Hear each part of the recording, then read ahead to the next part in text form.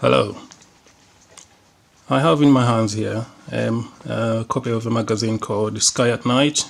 It's a BBC astronomy magazine. As you can see at the top there, there's BBC. It's the UK's biggest selling astronomy magazine, and it's what the science community might call legit, a legit magazine. Yes, and it's got a big title there, or a heading, or whatever you want to call it: Gravity, Why It Doesn't Exist, and 11 other things you never knew about nature's most enigmatic phenomenon. And oh yeah, and at the bottom here we have our good friend Neil deGrasse Tyson, who apparently has a new book, and he reads a chapter from it. And in the corner there we have NASA scientist Jane Rigby, who is talking about the Webb telescope's view of the early universe. So it's what you might call a legitimate magazine. And the story I'm interested more, as you might have guessed already, is this one in yellow printing: Gravity, Why It Doesn't Exist. So the story is on page 38. So let's go to page 38.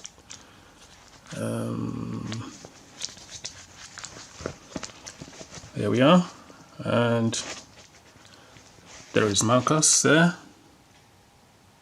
You can see there about the author, or about the writer. Marcus Shawn is an award-winning writer and broadcaster. His latest book is The Ascent of Gravity. So let's start reading. We'll read together. Let's adjust the camera.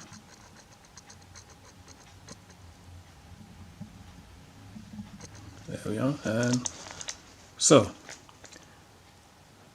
gravity, the mysterious force. It's a force we feel the effects of every day, but it's also the most enigmatic. Marcus Shawn takes a wry look at the contradictory nature of gravity. And here we have the article starts with: Gravity is the weakest force in the everyday world, yet it is the strongest force in the universe. It was the first force to be recognized and described, yet it is the least understood.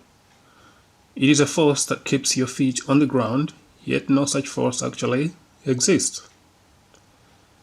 Gravity, to borrow the words of Winston Churchill, the British Prime Minister back in the days, is a riddle wrapped in mystery inside an enigma.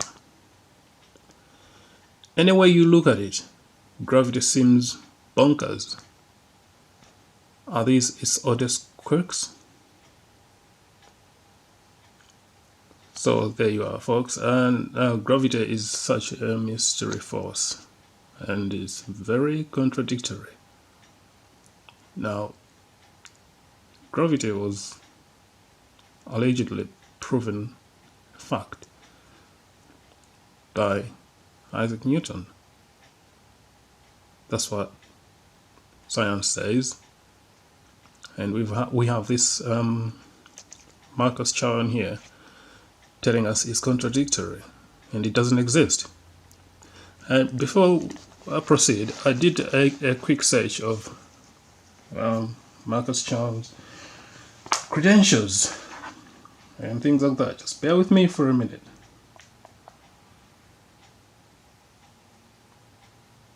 Talking about when he says these things about gravity. Okay, so his credentials are what you might call scientific. He is educated. Right, on to the next page. We have here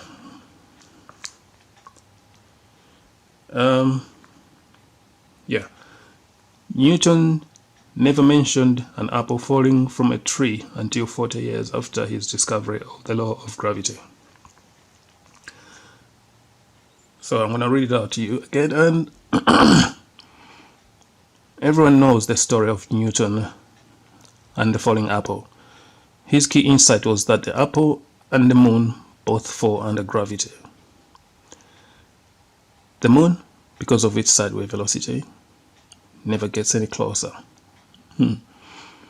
By comparing their rates of fall, he deduced the inverse square law, that the force between bodies is 4 times as weak when they are twice as far apart, and so on. But the first time Newton told the story of the apple was to his biographer William Sturchley, 4 decades after discovering the law of gravity. Perhaps with his creative days behind him, he was concocting his own legend.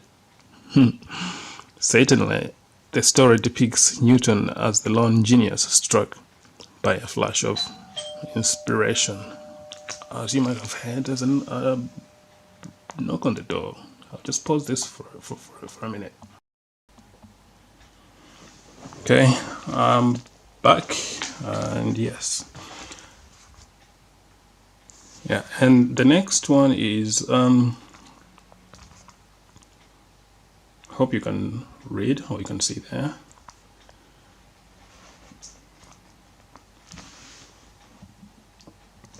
Make an adjustment to the camera.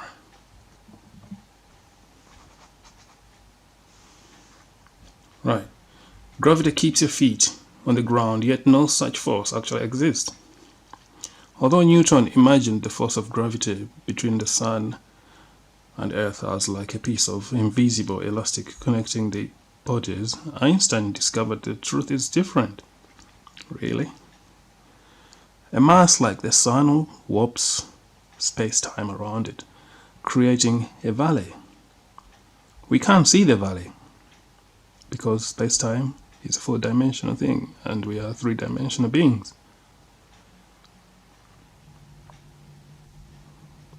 But Earth circles around the valley like a bow around a roulette wheel.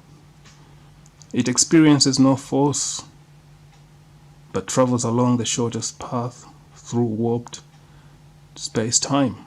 Similarly, there is a tendency for you to fall to the bottom of the valley of space-time around Earth.